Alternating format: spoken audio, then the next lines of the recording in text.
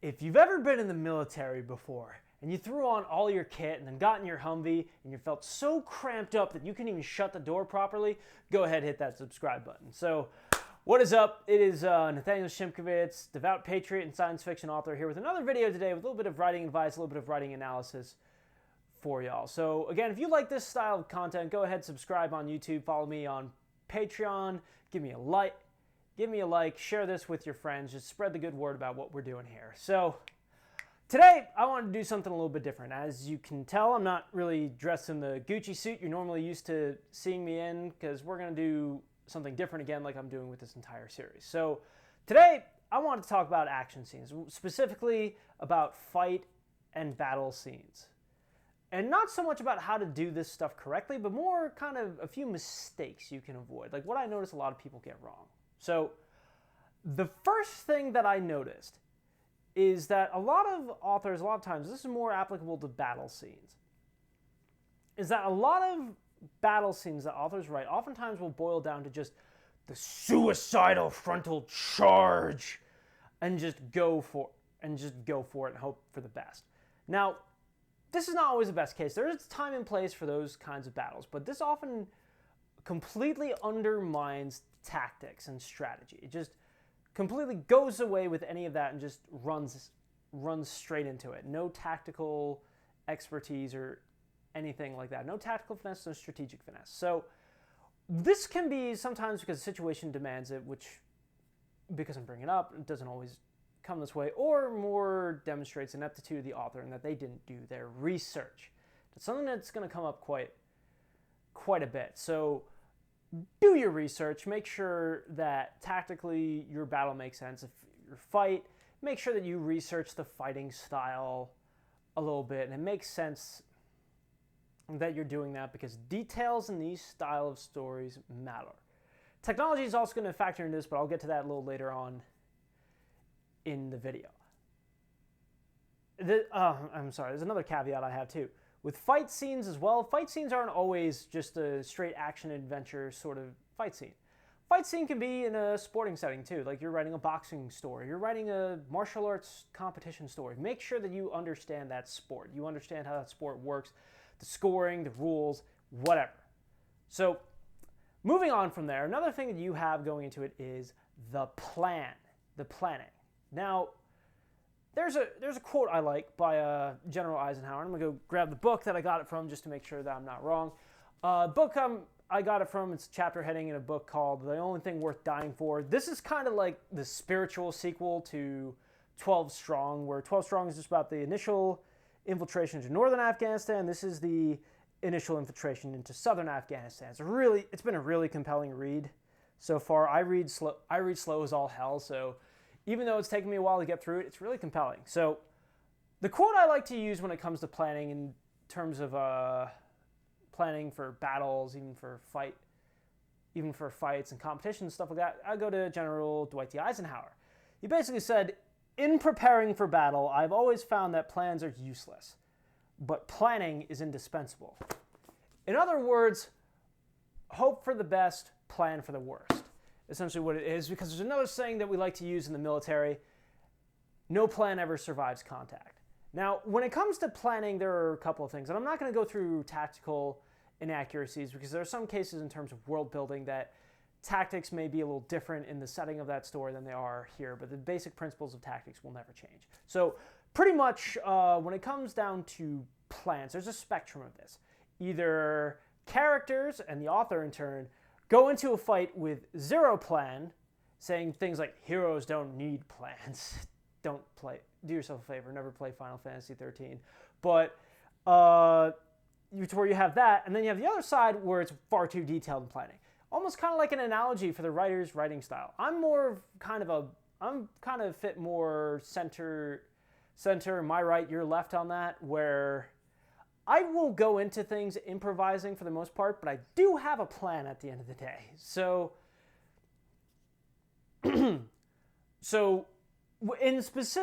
how it specifically applies to battle and fight scenes. Going in with no plan, your character is going to look like idiots, and I hope they get their asses handed to them in that fight. I really do, because they do not deserve to succeed, and there is no amount of luck or convenience that should describe their survival.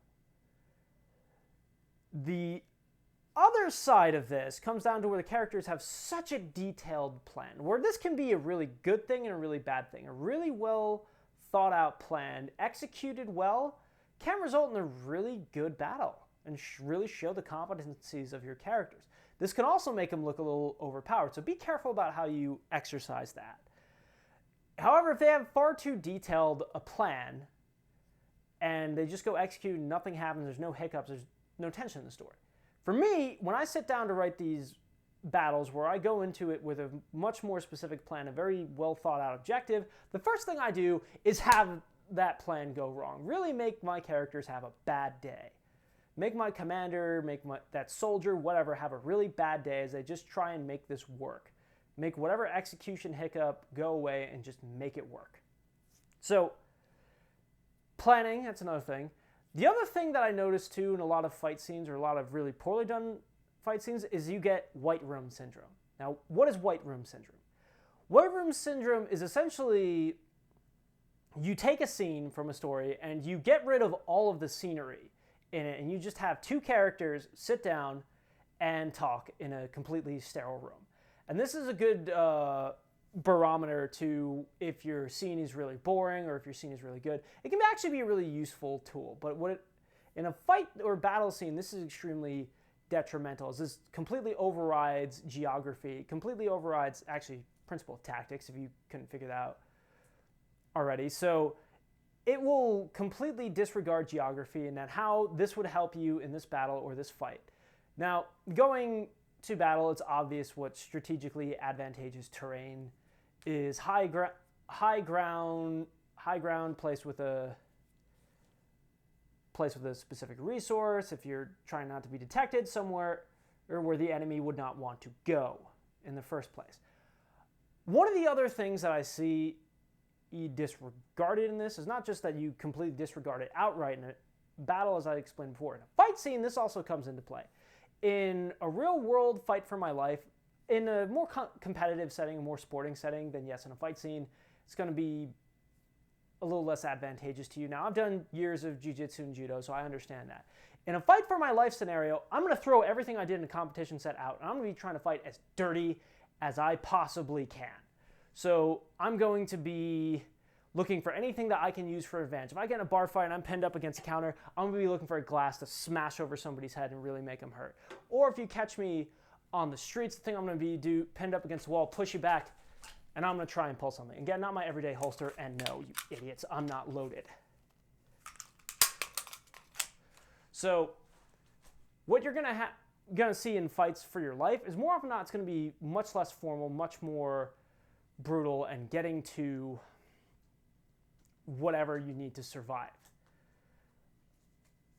And that's just in a fight scene, just using the terrain to your advantage or whatever is around you.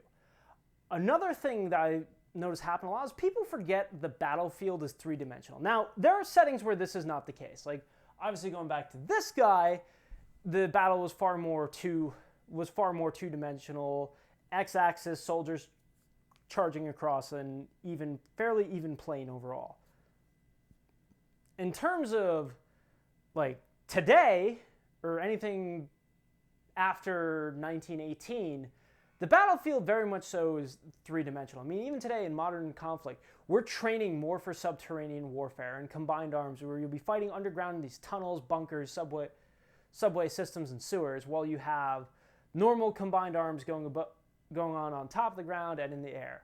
And same thing with naval warfare and space battles, especially for you space opera guys. Space is in three dimensions. At all times, I have an X, Y, and Z axis to maneuver in.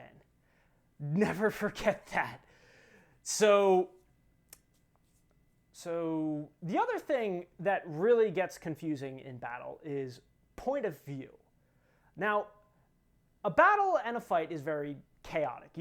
A character is oftentimes tunnel visioned into that, but there's a lot more that you want to portray. Be very careful about how you do this. In a fight scene, I'd say keep it to only one POV, if you can. If you get down in the bushes with it, you're going to lose coherence altogether. I remember there was a Jason Bourne novel I was reading a number of years ago. This was not written by Robert Ludlum. This is written well after his death. So I was reading this novel, and there was a fight scene that came up where it took the perspective of Jason Bourne, the guy he was fighting, the girl that was with Jason, and it's just like, it kept jumping around all the time, and it felt like the author shifted point of view every time somebody threw a punch. And it was very hard for me to tell what's going on. So writing a one-on-one fight scene, one character is best. You'll be able to tell what's going on, and you'll also be able to get a little bit more behind the scenes of what's happening in that fight other than just two or more people are fighting. In a battle, you have to do your point of view breaks at an opportune time. In a battle, a lot of times, soldier, you're only going to have them under one point of view, and again, not loaded. So, soldier, you're often going to have one point of view, down one sight, that kind of deal is what you're going to have a lot of times in battle.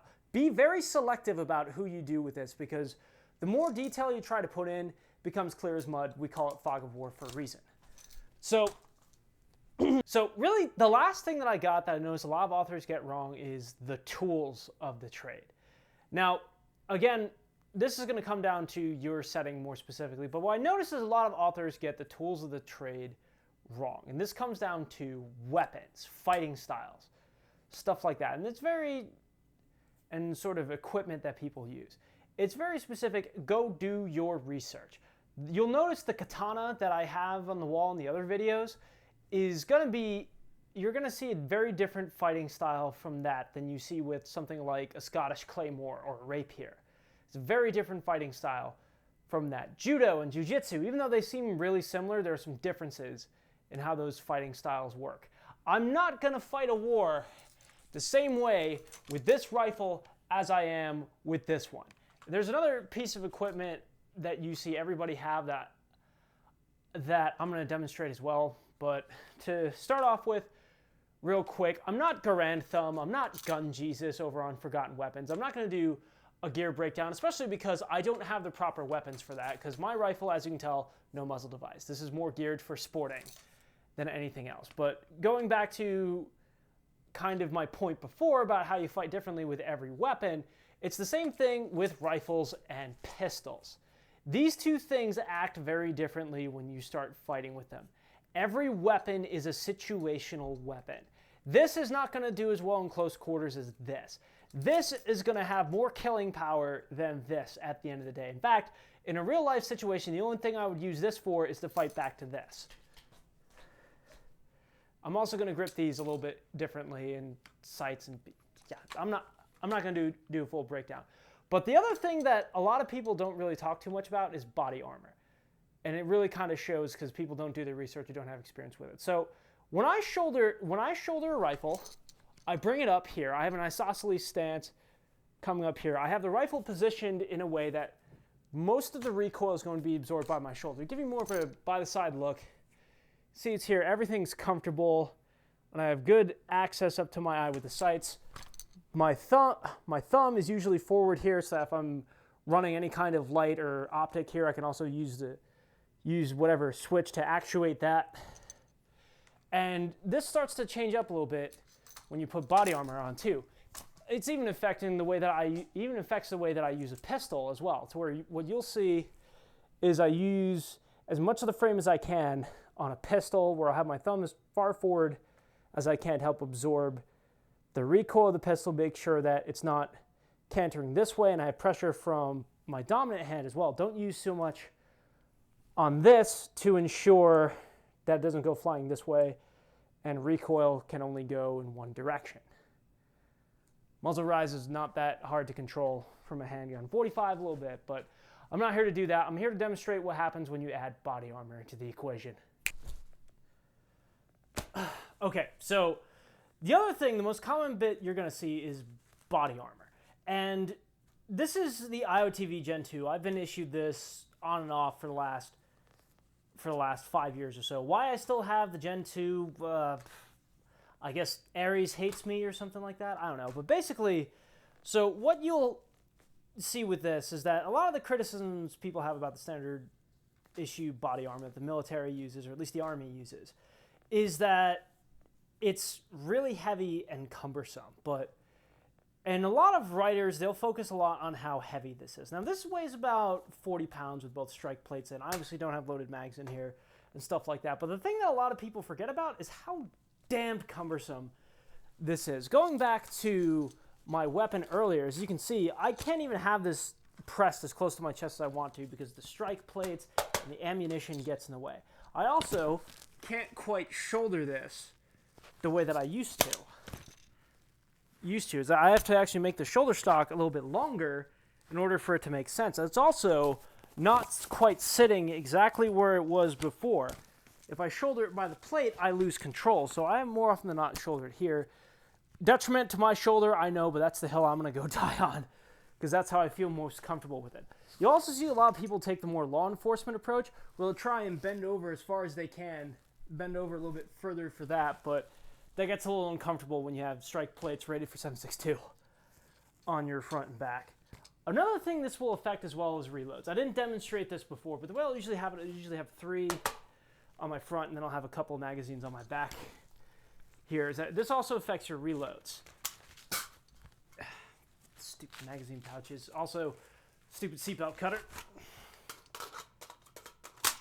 It gets a lot harder to do magazine change when you're the further and further over you have to reach to do it. Now, for a pistol, this doesn't affect your manipulation of a pistol too much. It's just you might start to feel the longer you have to hold up that weapon, it's going to weigh on you a little more. You got the weight of a full vest on here, and it's also, try not to point the gun at the camera, also your shoulders will begin to press against the plates and just gets a little bit more strenuous to lift, to where, yes, this is heavy, but what gets to me more with this is kind of how cumbersome this is. And this is more with heavier body armor you see across the way anyway. But really, that's personally my opinion. Just a lot of things that authors and writers forget about when they write these things. You're not as maneuverable in body armor as used with this. So the bottom line that I have with this video is just do your research. If you can get trained, if you can get experience with it, get experience, especially if you're going to be writing firearms. There's a myriad of people out there who basically make it their business to break down movies and all the screw ups they make with weapons and stuff like that. So just get training, get experience. There are plenty of places you can go do that. But really, that's my opinion. What do you think? What do you think? Let me know in the comments if you disagree with me in some way. It's something I'd miss. I'd be more than happy to engage you. But in the meantime, stay safe, stay sane. Have a good night.